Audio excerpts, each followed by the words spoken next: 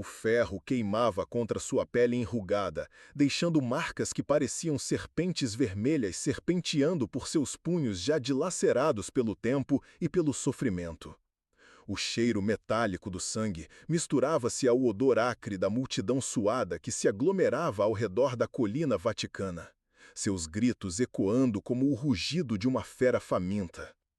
Pedro sentia o peso do mundo inteiro sobre seus ombros, curvados, não apenas o peso físico da madeira áspera contra suas costas nuas, mas o peso espiritual de décadas de pregação, de promessas feitas, de almas tocadas por sua palavra. Suas mãos tremiam, não de medo, mas de uma emoção tão profunda que seu corpo frágil mal conseguia contê-la. O sol romano batia implacável sobre sua cabeça grisalha, criando sombras dançantes que pareciam demônios zombando de sua condição. Mesmo diante de tudo, sua fé não vacilou. Mas como um simples pescador da Galileia chegou até ali, suspenso entre o céu e a terra, convertendo sua própria agonia em um ato final de devoção e humildade? Como o homem que negou Cristo 3 vezes na noite mais sombria da humanidade encontrou coragem para morrer de cabeça para baixo, declarando-se indigno de compartilhar o mesmo tipo de morte de seu mestre? A jornada de Simão Pedro começara décadas antes, quando suas mãos ainda eram lisas e jovens, endurecidas apenas pelo trabalho honesto de puxar redes pesadas do mar da Galileia. Naqueles dias, o ar matinal carregava o cheiro fresco de peixes e algas, e o som das ondas contra o casco de madeira de seu barco era como uma canção de ninar que embalava seus sonhos de um futuro simples e previsível. Pedro era um homem de impulsos, de palavras que saíam antes do pensamento, de ações que nasciam do coração, antes da razão. Seus olhos brilhavam com a ingenuidade de quem ainda não conhecera as profundezas da traição humana nem as alturas da redenção divina. Foi numa manhã como tantas outras, quando o sol nascia pintando o céu de rosa e dourado, que sua vida mudou para sempre. O homem que se aproximou de sua embarcação não tinha nada de extraordinário à primeira vista. Cabelos castanhos bagunçados pelo vento, roupas simples de linho, mãos que pareciam conhecer o trabalho manual. Mas havia algo em seus olhos, uma profundidade que Pedro jamais esqueceria. Como se aquele estranho pudesse ver não apenas através de sua alma, mas através do tempo, do passado e do futuro. Como se carregasse consigo todos os sofrimentos e todas as alegrias que ainda estavam por vir. "Segue-me", disse simplesmente, e aquelas 2 palavras ressoaram no peito de Pedro como trovões distantes anunciando uma tempestade que mudaria a face da terra. Não houve hesitação. Pedro abandonou suas redes, seus planos, sua vida segura, sua vida segura e conhecida, para seguir aquele homem cujo nome ainda nem sabia completamente. Havia algo de magnético na presença de Jesus, algo que fazia os mais céticos se calarem e os mais duros se renderem. Pedro sentia-se como uma criança diante de um mistério maior do que conseguia compreender, mas ao mesmo tempo experimentava uma sensação de completude que nunca havia conhecido. Os primeiros anos ao lado do Mestre foram como um sonho dourado. Pedro caminhava pelas estradas empoeiradas da Palestina, sentindo a areia quente sobre seus pés, ouvindo as palavras que saíam dos lábios de Jesus como mel que alimentava não apenas seus ouvidos, mas sua alma faminta por significado. Havia multidões por toda parte, rostos esperançosos erguidos em direção ao homem que falava de um reino que não era deste mundo, olhos que brilhavam com lágrimas de alegria quando os paralíticos se levantavam e caminhavam, quando os cegos recuperavam a visão, quando os mortos retornavam à vida. Pedro tornou-se mais do que um seguidor, tornou-se uma rocha sobre a qual uma nova forma de fé seria construída. Jesus via nele não apenas o pescador impulsivo e teimoso, mas o líder que emergiria das cinzas de suas próprias falhas. "Tu és Pedro, e sobre esta pedra edificarei minha igreja", disse-lhe um dia, palavras que ecoariam através dos séculos, palavras que carregavam o peso de uma responsabilidade que Pedro ainda não conseguia dimensionar completamente. Mas a glória tinha seu preço, e Pedro logo descobriria que seguir o Cristo significava também compartilhar de seu sofrimento. As autoridades religiosas de Jerusalém começaram a ver Jesus como uma ameaça à ordem estabelecida. Os fariseus sussurravam nos corredores do templo, seus rostos contraídos pela raiva e pelo medo de perder o controle sobre o povo. Os romanos, sempre atentos a qualquer sinal de rebelião, começaram a observar com crescente desconfiança aquele homem que falava de reis e reinos, mesmo que seu reino não fosse político no sentido tradicional. Pedro sentia a tensão crescer como uma corda sendo esticada até seu ponto de ruptura. Havia momentos em que o ar mesmo parecia mais pesado, carregado de uma eletricidade que fazia os cabelos de sua nuca se arrepiarem. As multidões que antes seguiam Jesus com alegria começaram a diminuir quando suas palavras se tornaram mais duras, mais desafiadoras, mais exigentes. Muitos que haviam vindo em busca de milagres partiram quando compreenderam que o seguir implicava em carregar uma cruz. Foi durante a última ceia, numa sala pequena e abafada que cheirava a pão fresco e vinho doce, que Pedro fez sua declaração mais audaz e ao mesmo tempo mais ingênua. Mesmo que todos te abandonem, eu nunca te abandonarei, disse, com a convicção de quem ainda não havia sido verdadeiramente testado.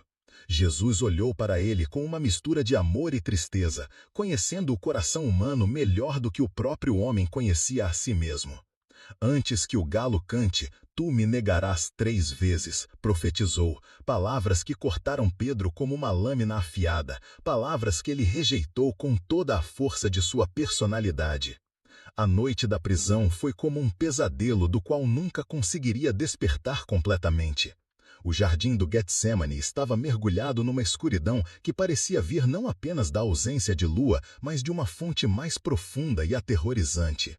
Pedro podia sentir o cheiro do medo em seu próprio suor, um odor acre e animal que lhe recordava que por mais que seguisse o Filho de Deus, ainda era feito de carne e sangue, ainda era vulnerável ao terror e à dúvida. Quando os soldados chegaram com suas tochas flamantes e suas espadas reluzentes, Pedro reagiu como o pescador que sempre havia sido, com violência instintiva e desesperada. Sua espada cortou o ar noturno e decepa a orelha do servo do sumo sacerdote, um ato que nasceu mais do pânico do que da coragem. Mas Jesus, mesmo sendo arrastado como um criminoso comum, parou para curar o ferimento, demonstrando uma compaixão que contrastava brutalmente com a crueldade ao seu redor. Pedro ficou ali, parado, com a espada ainda na mão, compreendendo pela primeira vez que a batalha em qual havia se envolvido não seria vencida com armas de ferro. O que se seguiu foram as horas mais sombrias da vida de Pedro. Ele seguiu a procissão que levava Jesus de tribunal em tribunal, mantendo-se sempre a uma distância segura, misturado à multidão curiosa que se aglomerava para ver o espetáculo. Seu coração batia tão forte que tinha certeza de que todos ao seu redor podiam ouvi-lo. O cheiro da fumaça das fogueiras, que aqueciam os pátios dos palácios, misturava-se ao odor de corpos suados e roupas que não viam lago há dias. Foi no pátio da casa de Caifás que a profecia de Jesus se cumpriu de forma mais dolorosa do que Pedro jamais poderia ter imaginado. Uma servinha se aproximou dele, seu rosto iluminado pela luz dançante das chamas, e disse com a naturalidade de quem comenta o tempo: Tu também estavas com Jesus, o Galileu. As palavras saíram da boca de Pedro antes que sua mente pudesse processá-las. Não sei do que estás falando. Foi a primeira negação, e ela saiu de seus lábios como veneno, queimando sua garganta e deixando um gosto amargo que permaneceria para sempre. A segunda negação veio quando outro servo insistiu. Este também estava com Jesus, o Nazareno. Pedro sentiu o pânico subir por seu peito como água fervente. Não conheço esse homem. Sua voz soou mais alta do que pretendia, chamando a atenção indesejada. Os rostos ao seu redor se voltaram para ele com curiosidade crescente, como predadores farejando uma presa ferida. A terceira negação foi a mais terrível, porque foi acompanhada de juramentos e maldições, como se Pedro tentasse convencer não apenas os outros, mas a si mesmo, de que nunca havia conhecido Jesus. Não conheço esse homem de quem vocês falam, gritou, sua voz ecoando pelo pátio silencioso. E foi nesse momento, como se o próprio universo conspirasse para tornar sua traição ainda mais dolorosa, que o galo cantou, seu canto perfurando a madrugada como uma lança atravessando o coração de Pedro. Naquele instante, Jesus passou pelo pátio, sendo levado de um julgamento para outro, e seus olhos encontraram os de Pedro através da multidão. Não havia acusação naquele olhar, nem raiva, nem decepção, apenas um amor tão profundo e compreensivo que fez Pedro se sentir completamente nu e exposto. Era como se Jesus pudesse ver através de todas as camadas de medo e covardia até o âmago da alma, onde ainda ardia uma chama de devoção verdadeira, por mais fraca que estivesse naquele momento. Pedro saiu correndo daquele lugar como um homem possuído por demônios. Correu pelas ruas estreitas de Jerusalém, tropeçando em pedras, esbarrando em paredes, sem destino certo, apenas fugindo da vergonha que o consumia como fogo. Encontrou um lugar escuro e isolado, talvez um beco entre duas casas, e ali se jogou no chão como um animal ferido. Seu corpo foi tomado por soluços que pareciam vir das profundezas de sua alma. Lágrimas que lavavam seu rosto, mas não conseguiam limpar a mancha de sua traição. Aquilo que o mundo tentou apagar tornou-se eterno, porque foi justamente naquela experiência de fracasso total que Pedro encontrou as fundações de uma fé mais madura e sólida. Ele havia aprendido que seguir Cristo não significa apenas estar presente nos momentos de glória e milagres, mas também nos momentos de abandono e sofrimento. Havia descoberto que a fé verdadeira nasce não da força humana, mas da consciência de nossa própria fraqueza. Os dias que se seguiram à crucificação foram como viver num mundo sem cores. Pedro e os outros discípulos se esconderam em salas fechadas, com as portas trancadas, sussurrando como conspiradores, saltando a cada ruído na rua. O cheiro do medo era quase palpável naqueles ambientes abafados. Pedro revivia constantemente aqueles momentos no pátio, cada palavra de negação ecoando em sua mente como uma maldição. Ele havia falhado no momento em que mais precisava ser forte. Havia abandonado seu mestre quando este mais precisava de apoio. Mas então veio a ressurreição, e com ela a possibilidade de redenção. Pedro foi um dos primeiros a correr ao túmulo vazio, seus pés descalços batendo contra o chão rochoso, seu coração disparado não mais pelo medo, mas por uma esperança que mal ousava admitir. Quando viu os panos de linho cuidadosamente dobrados onde antes jazia o corpo de Jesus, algo dentro dele se reacendeu, como uma brasa que parecia morta, mas ainda guardava calor suficiente para iniciar um novo fogo. O encontro pessoal com Jesus às margens do Mar da Galileia foi o momento da verdadeira cura de Pedro. Ali, no mesmo lugar onde tudo havia começado, onde o cheiro de peixe grelhado misturava-se à brisa matinal, Jesus fez a Pedro a mesma pergunta 3 vezes: Tu me amas? Cada pergunta correspondia a uma negação, cada resposta de Pedro desfazia uma camada de vergonha e culpa. Sim, Senhor, tu sabes que te amo. Respondeu 3 vezes, e a cada resposta sentia-se mais leve, mais limpo, mais inteiro. Apacenta minhas ovelhas, disse-lhe Jesus. E nessas palavras Pedro encontrou não apenas o perdão, mas um propósito renovado. Ele não seria mais apenas o pescador impulsivo que falava antes de pensar. Seria o pastor que cuidaria do rebanho de Cristo, que alimentaria as almas famintas com a palavra de Deus, que levaria esperança aos desesperançados e fé aos que duvidavam. O Pedro que emergiu daquela experiência era um homem transformado. Seu corpo era o mesmo, mãos calejadas, rosto marcado pelo sol e pelo vento, cabelos começando a embranquecer. Mas havia uma solidez em seu caráter que não existia antes. Havia aprendido que a verdadeira força vem da humildade, que a verdadeira liderança nasce do serviço, que a verdadeira fé se forja no fogo do sofrimento. Nos anos que se seguiram, Pedro tornou-se o líder que Jesus havia previsto que seria.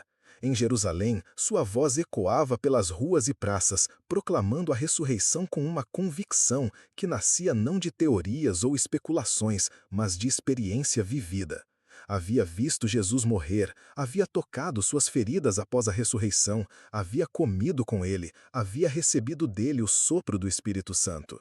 Sua pregação tinha a força da testemunha ocular, a autoridade de quem havia estado presente nos momentos mais decisivos da história humana. Mas o crescimento da igreja cristã não passou despercebido pelas autoridades. Os mesmos homens que haviam crucificado Jesus agora viam seus seguidores se multiplicando como sementes levadas pelo vento. Pedro foi preso várias vezes, açoitado, ameaçado, mas cada perseguição apenas fortalecia sua resolução. Havia algo de irônico no fato de que o homem que uma vez negara conhecer Jesus por medo de uma servinha, agora enfrentava tribunais inteiros sem pestanejar. Se isso está te tocando de algum jeito, aproveita agora e se inscreve. Tem muito mais vindo por aqui. Histórias que vão te fazer repensar tudo o que você pensava saber sobre fé, coragem e transformação humana. A perseguição se intensificou quando Nero assumiu o poder em Roma. O jovem imperador, inicialmente visto como uma esperança de renovação, gradualmente se revelou um tirano caprichoso e cruel. Sua corte era um ninho de intrigas e excessos, onde a vida humana valia menos do que o entretenimento imperial. Pedro, agora um homem de idade avançada, sentia o peso dos anos em suas articulações doloridas, mas sua fé queimava mais brilhante do que nunca. Roma havia se tornado o centro nervoso do império, uma cidade de contrastes brutais, onde palácios de mármore se erguiam ao lado de favelas fedondas, onde gladiadores morriam para a diversão das massas, enquanto filósofos debatiam o sentido da vida. Era nesse ambiente que Pedro pregava, suas palavras ecoando pelas catacumbas escuras, onde os cristãos se reuniam em segredo. O cheiro de óleo das lamparinas misturando-se ao odor de corpos apertados em espaços pequenos. A comunidade cristã em Roma crescia apesar da perseguição, ou talvez por causa dela. Havia algo na mensagem de Pedro que tocava profundamente os corações cansados de uma sociedade corrompida.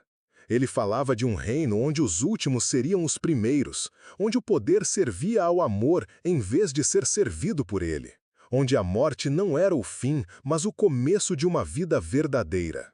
Nero, paranoico e instável, via conspirações em toda parte. Quando Roma pegou fogo no ano 64, ele precisava de um bode expiatório, e os cristãos eram o alvo perfeito. Eram diferentes, recusavam-se a adorar os deuses tradicionais, falavam de outro rei que não César. A perseguição que se seguiu foi de uma crueldade que chocou até mesmo uma sociedade acostumada à violência. Pedro sabia que seus dias estavam contados. Podia sentir o cerco se fechando ao seu redor como uma rede de pescador. Seus cabelos, agora completamente brancos, brilhavam à luz das velas durante suas últimas pregações. Seus olhos fundos carregavam o peso de décadas de testemunho e sofrimento. Mas havia uma serenidade em seu rosto que contrastava com a tensão crescente ao seu redor. Quando os soldados finalmente vieram buscá-lo, Pedro não correu, não se escondeu, não protestou, não implorou por misericórdia. Havia aprendido com Jesus que há momentos em que a resistência verdadeira consiste em se entregar, em transformar a própria morte em um ato de fé e amor. Seus punhos se fecharam uma última vez, não em preparação para a luta, mas em oração silenciosa. O julgamento foi uma farsa, como haviam sido todos os julgamentos de cristãos sob Nero. Pedro foi acusado de ateísmo por não adorar os deuses romanos, de traição por reconhecer outro rei além de César, de corromper a juventude com doutrinas estrangeiras.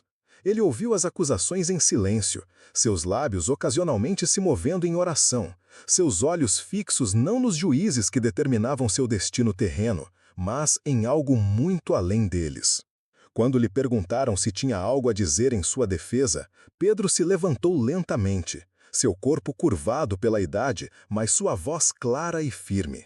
Servir a Cristo nunca foi crime, e morrer por ele é honra.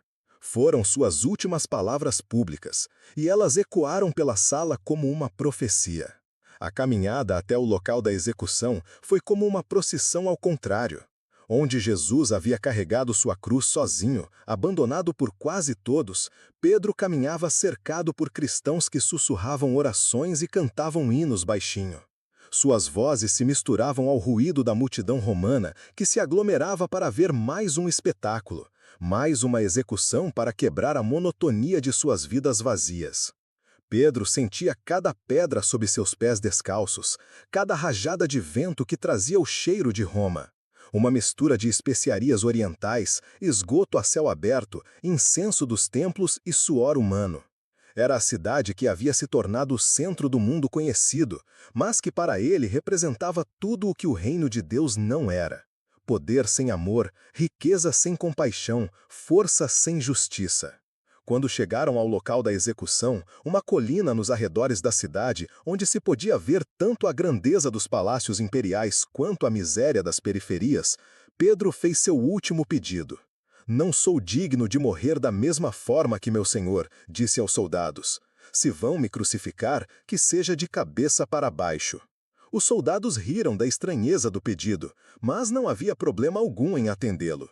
Para eles, era apenas mais uma excentricidade de mais um fanático religioso.